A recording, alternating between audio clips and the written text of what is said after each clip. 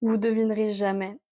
Je viens de terminer de m'enregistrer pour cette vidéo et je dois recommencer.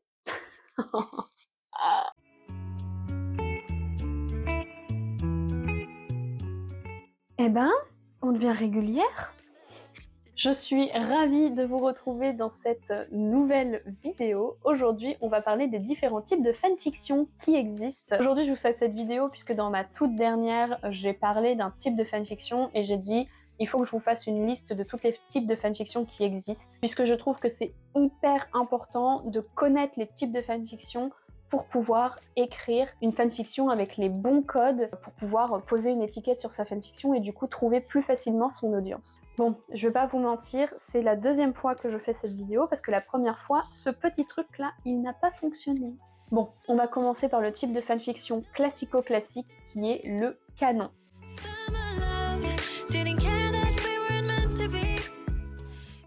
Le canon, c'est vraiment le type de fanfiction que vous avez vu partout, que vous voyez tout le temps. C'est vraiment la fanfiction classique. Quand vous pensez fanfiction, vous pensez à cette fanfiction-là. C'est là où l'auteur respecte totalement l'univers, l'ambiance, le ton et les personnages, les personnalités d'une série, d'un film, d'un livre, etc. C'est vraiment le style de fanfiction qui ne s'écarte absolument pas de l'intrigue principale de l'œuvre originale sur laquelle il écrit. Donc vraiment, il n'y a aucune différence, enfin, presque aucune différence. On inclut en général quand même un personnage principal en plus. C'est à peu près les seules différences. Dans les canons, il y a quelques histoires qui peuvent également inclure ses propres intrigues. Les auteurs incluent leurs propres idées, leurs propres intrigues, mais elles ne s'écartent pas non plus énormément de l'intrigue principale de la série, ou en tout cas de l'ambiance, etc.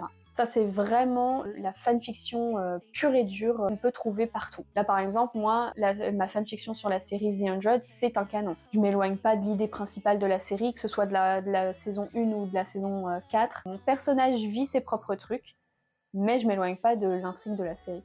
Quelle autre fanfiction j'ai? Bah, en soi, ma fanfiction Raviver la flamme, qui est sur le MCU, c'est un canon. Ça inclut la propre histoire de mon personnage principal, mais c'est un canon puisque ça s'inclut dans le MCU et ça s'éloigne pas véritablement de l'intrigue en fait du MCU de manière générale.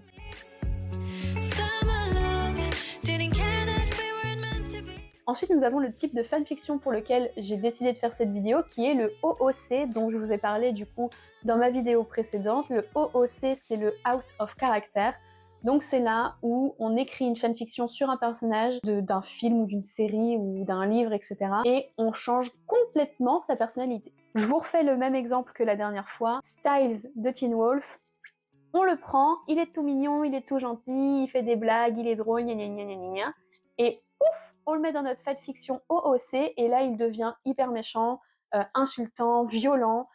C'est pas Styles qu'on connaît, c'est un OOC. Et ça peut plaire à beaucoup de gens. Moi je sais que je suis pas très friande de ce genre de fanfiction, moi j'ai trop besoin que ce soit trop accurate. Ce qu'il faut savoir avec ces fanfictions là, ça peut être totalement volontaire, mais dans ce cas-là il faut le préciser dans votre résumé ou dans le premier chapitre de votre livre. C'est vraiment ce que je vous conseille parce que comme ça vous pourrez cibler véritablement les personnes qui ont envie de lire un OOC. Si une personne n'a pas envie de lire une fanfiction avec un personnage sans la même personnalité, donc out of character, bah les personnes vont être déçues, les lecteurs risquent d'être déçus et vont pas vouloir lire la suite. Donc ça vous permet de vraiment cibler l'audience que vous voulez. Par contre, si vous voulez pas tomber dans le OOC, il y a des méthodes qu'il faudrait suivre. Peut-être que je pourrais chercher des types de méthodes pour éviter ces trucs-là, parce qu'il y a des fanfictions qui deviennent des OOC sans vraiment le vouloir. Par exemple, en créant une romance avec un personnage qui est de base très renfermé, très méchant, genre un antagoniste, et là, du coup, dans l'histoire, il devient hyper gentil, et puisqu'il y a une romance avec un personnage, du coup, ça rend le personnage pas... un peu...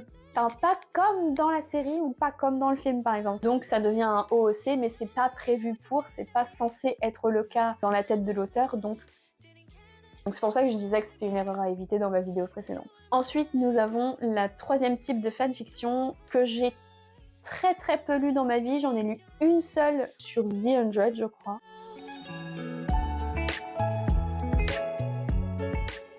Le troisième type de fanfiction dont je vais vous parler, c'est les Alternative Universe, ou les univers alternatifs en français. Là, on s'éclate.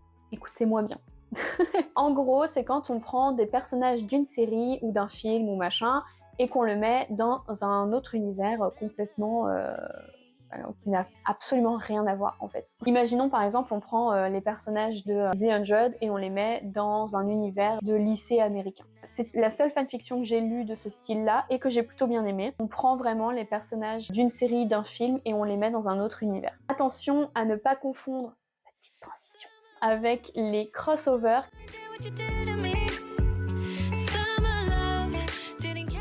Les crossovers sont différents puisque là on prend les personnages d'une série ou d'un film et on les met avec les personnages d'une série ou d'un film d'un autre en fait. Attendez, je me réexplique un peu mieux. En gros, là, dans les Alternative Universe, on prend les personnages d'Harry Potter et on les met dans un univers lycéen. Dans les crossovers, on prend les personnages d'Harry Potter et les personnages de Riverdale et on les met ensemble. Ça, c'est un crossover. C'est un peu tricky, parce que les Alternative Universe, ça peut aussi être, on prend les personnages d'Harry Potter, on les fout dans l'univers de Riverdale, mais on n'a pas les personnages de Riverdale, on a juste l'univers de Riverdale. La différence, c'est dans les Alternative Universe, on ne prend pas les personnages des deux séries qui se mélangent.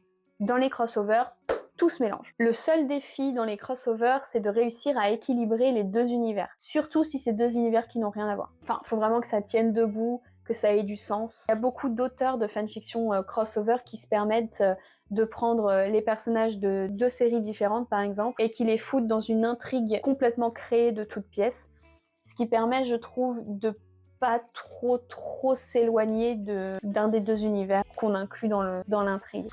Le cinquième type de fanfiction dont je vais vous parler, c'est mon type de fanfiction préféré, les « et si ».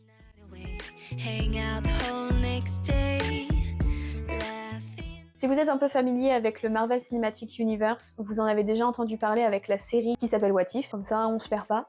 C'est le type de fanfiction avec lequel on joue le plus avec les possibilités. En gros, on se pose une question sur un film, une série, et on écrit autour de cette question. Question toute bête, vraiment basique qu'on peut se poser dans Harry Potter, et si Voldemort avait gagné?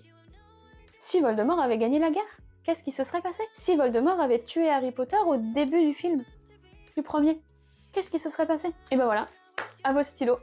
Il y en a beaucoup qui sont écrits déjà sur ça, à mon avis, enfin je sais pas, j'ai pas cherché, mais on peut se poser plein de questions. On peut se poser des questions sur Hunger Games, et si ce personnage-là n'était pas mort dans The Walking Dead? Et si ce personnage-là était mort dans The Walking Dead? Donc dans les What If, vraiment, on prend un moment clé et on change la finalité de ce moment-là, de cette situation-là, en fait. Je trouve que c'est vraiment le type de fanfiction le plus intéressant parce qu'on peut vraiment explorer plein de possibilités. On laisse libre cours à notre imagination et j'adore ça. Attention, parce qu'il faut quand même rester crédible. Donc il y a quand même des trucs un peu tricky dans ce type de fanfiction-là, mais je trouve ça tellement intéressant. Enfin bref, j'adore.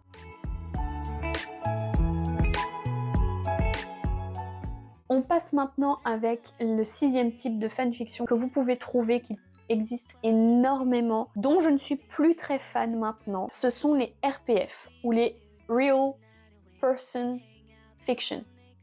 Avec un accent, mon pote. C'est donc des fanfictions qui sont écrites sur des personnalités réelles, des personnalités public. Genre des acteurs, des écrivains peut-être bien, des chanteurs, des danseurs, des youtubeurs, on en voit énormément sur Wattpad et beaucoup de youtubeurs en ont lu d'ailleurs. Squeezie en a lu en live ou on a fait une vidéo avec Cyprien je crois, je sais plus, ça fait longtemps ça d'ailleurs. Ça existe, tout le monde le sait et c'est une des raisons pour lesquelles les fanfictions ont une mauvaise réputation entre guillemets. Parce que c'est un style de fanfiction, c'est un type de fanfiction qui divise énormément. Et je peux comprendre que ça divise et que ça plaise pas à tout le monde. Il faut savoir que je vais pas cracher dessus non plus parce que j'en ai lu, que j'ai, comme beaucoup, j'ai été fan de youtubeurs, etc. à tel point qu'il fallait que je lise des fanfictions. Enfin, j'en ai lu. Maintenant, à cette époque-là, je voyais pas forcément le truc un petit peu malsain qui peut se produire derrière. Attention, toutes les fanfictions RPF ne sont pas malsaines. Je peux comprendre qu'on peut se dire que toutes les fanfictions peuvent être malsaines, les RPF peuvent être malsaines, Mais ce n'est pas le cas, il y en a qui sont vraiment très bien écrites et ça me rappelle d'ailleurs que avant, quand j'en lisais, parce que maintenant j'en lis vraiment plus du tout, mais avant quand j'en lisais énormément sur Nekfeu. Je sais que je lisais beaucoup de fanfictions sur lui parce qu'elles étaient hyper bien écrites. C'était pour moi le type de commu, vraiment c'était sa commu, qui était poétique dans sa façon d'écrire. Alors attention, pas toutes, hein, il y avait beaucoup de trucs un peu mafia, etc. qui étaient très bien, hein, mais voilà, qui n'étaient pas très poétiques. Après, il y a du coup des fanfictions qui peuvent être vraiment dérangeantes. Je n'ai pas d'exemple là tout de suite parce que je sais que j'en ai lu, hein. Enfin, que j'ai commencé à en lire, mais j'ai pas d'exemple concret en fait. Il y en a beaucoup qui trouvent ce genre de fanfiction plutôt intrusif, gênant. Donc si tu veux en écrire, les RPF sont difficiles à manier. Faut que tu fasses attention à rester dans le respect de la personne parce que c'est une personnalité publique. Peut-être que tu connais pas tout son passé, peut-être que tu connais pas tout son présent, mais cette personne a un futur et je trouve que c'est très compliqué de ne pas dépasser la limite. Et voilà, je sais que je m'aventurerai pas là-dedans. Je sais que c'est compliqué. Je sais que voilà, j'en ai lu, mais j'en lis beaucoup moins maintenant, si ce n'est plus du tout. Donc voilà, c'est un type de fanfiction qui existe, qui est agréable à lire à certains moments. Maintenant voilà, chacun a son avis. D'ailleurs, je serais très curieuse d'avoir votre propre avis, que vous soyez lecteur ou non de ce type de fanfiction ou écrivain de ce type de fanfiction. Nous avons ensuite l'avant-dernier type de fanfiction que j'avoue je ne connaissais pas vraiment. Je ne pense pas en avoir lu. Après peut-être que j'en ai lu mais je m'en suis pas rendu compte. Mais je voulais vous parler de celui-là parce que je trouve qu'il est très intéressant, c'est le songfic.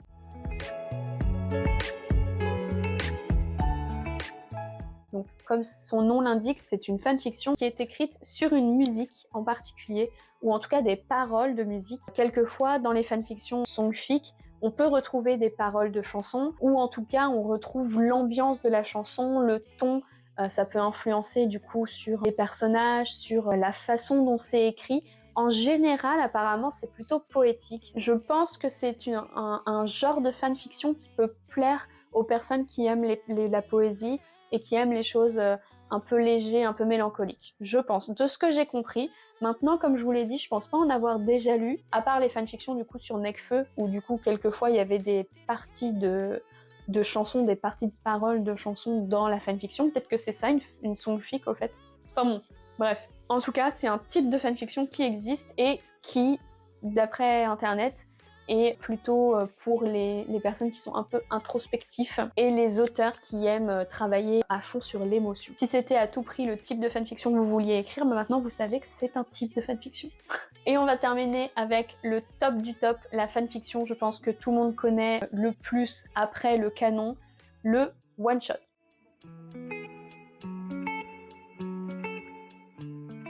Le one-shot, par définition, c'est une fanfiction super courte qui fait un chapitre, pas plus. Des fois, c'est un one-shot à 2 chapitres, mais c'est hyper rare. En général, un one-shot, c'est one-shot, donc juste en une seule fois. C'est une fanfiction qui se base sur une situation particulière, sur un moment particulier. On peut potentiellement dire que c'est un POV. Pour moi, les POV sont des types de fanfiction et je pense que c'est un sous-type de one-shot. Voilà. C'est ça que je voulais dire. Pour continuer sur les sous-types de one-shot, moi je pense que pour tous les lecteurs ou lectrices de fanfiction sur Wattpad, vous devez connaître les Imagine, les books Imagine, qui sont, je trouve, moi c'était ma meilleure période. J'adore lire ça et j'en lis encore quelques fois. J'en lis un peu moins en ce moment parce que j'ai trop peur de me faire spoiler, j'avoue. Je trouve que c'est hyper intéressant parce que ça permet de s'appuyer sur un moment. C'est vraiment un seul moment qu'on imagine et on raconte une scène super forte. Et juste on raconte ça et après on passe à autre chose en fait. Et j'aime beaucoup ça dans les one-shots. Ou alors on explore une seule petite idée, alors ça peut être une petite idée un peu légère sans conséquence, mais vraiment c'est une idée qu'on explore sans en faire toute une série. Je trouve que c'est un bon format pour tester tous les styles d'écriture. Pour moi, tu peux à peu près te former ta propre plume en explorant les différents types de fanfiction à travers des one-shots. Je pense vraiment que c'est un truc qui est vachement utile pour les débutants, ou même pour les avancés et les personnes qui écrivent depuis des années. Je trouve que c'est des exercices d'écriture qui peuvent être vraiment intéressants. Et puis on peut écrire des one-shots juste pour se faire plaisir et pour pas avoir non plus à écrire 3 tonnes de livres. On fait juste ça, un petit one-shot, hop, on est content. Et c'est bon, c'est reparti. Vraiment, il y en a plein, hein. Beaucoup de livres avec des imagines, des one-shots. Et je pense qu'on peut inclure là-dedans les POV sur TikTok, pour de vrai. Il y a beaucoup de POV où c'est des séries de POV, comme par exemple, je ne sais plus comment elle s'appelle, Mademoiselle Fantasia, je sais plus comment elle s'appelle Laurie. Donc en tout cas, cette personne-là, elle fait beaucoup de POV, et ce sont des histoires, ce sont des one-shots. Pour vous donner un exemple, ça peut être... imagine, Damon Salvatore te sauve. Parce qu'on reste dans la fanfiction, hein. Et d'ailleurs, ça me permet de faire une petite transition. Dans certains one-shots, dans certains books d'Imagine, etc., les one-shots peuvent être écrits sans avoir de prénom pour le personnage principal. Parce que la plupart du temps, j'ai vu beaucoup d'auteurs utiliser les T/P ou en anglais Y/N, donc ton prénom ou your name, pour que les lecteurs qui lisent l'histoire vraiment s'incluent dans l'histoire et mettre son prénom au moment de ce sigle-là. C'est des X-readers tout simplement, donc c'est vraiment... Je sais plus ce que je disais. Enfin, ces termes-là sont même utilisés pas que pour des one-shots, hein, pour des histoires de manière générale, mais je trouve que c'est des termes qu'on utilise énormément en one-shot, Imagine, etc. Je crois que j'ai fini de t'exposer tous les types de fanfiction qui peuvent exister. J'en ai sûrement oublié quelques-uns. Si j'en ai pas parlé, c'est que je ne les connaissais pas, parce que j'ai fait mes recherches, hein, comme j'ai dit, et j'en ai vu plusieurs. Après, il y a des termes aussi qui sont utilisés pour certaines fanfictions pour les décrire un peu plus, du style les fluff, les smut, les lemon, etc. Mais là, on rentre dans un autre univers. Donc après, il y a un vocabulaire pour les fanfictions, ça, je pense que vous l'avez compris. Si vous voulez qu'on en parle un peu plus en détail dans une autre vidéo, je le ferai avec grand plaisir. Si vous avez, vous, des types de fanfictions dont je n'ai pas parlé dans cette vidéo et que vous voulez en parler à tout prix, n'hésitez pas, les commentaires sont là pour ça. Et puis si vous voulez qu'on développe un petit peu plus un type de fanfiction, n'hésitez pas à me le dire. Sur ce, moi je vous souhaite une bonne journée et je vous dis à bientôt. Bye bye!